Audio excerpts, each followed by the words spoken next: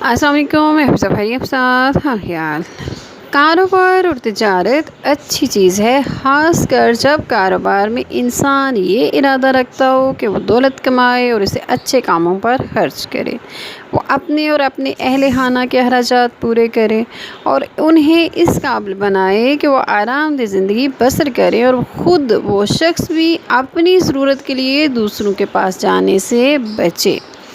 علی بن حمزہ بیان کرتے ہیں کہ میں نے امام موسیٰ کاظم علیہ السلام کو دیکھا کہ ایک بیلچہ اٹھائے کھیتوں میں کام کر رہے ہیں اور پسینے میں شرابور ہیں۔ جب میں نے سخت گرمی میں اس کام کا سبب پوچھا تو امام موسیٰ کاظم علیہ السلام نے فرمایا، رسول اکرم اور امام علی مرتضیٰ سمیت میرے تمام بزرگ بھی کھیتوں میں اپنے ہاتھوں سے کام کرتے تھے، کیونکہ اللہ کے پیغمبروں، ان کے اوصیاء اور صالح بندوں کا یہی طریقہ رہا ہے۔ رسول پاک صلی اللہ علیہ وآلہ وسلم نے فرمایا، جو شخص اپنے خاندان کی روزی روٹی کا بوجھ کسی دوسرے پر ڈال دے وہ ملعون ہے۔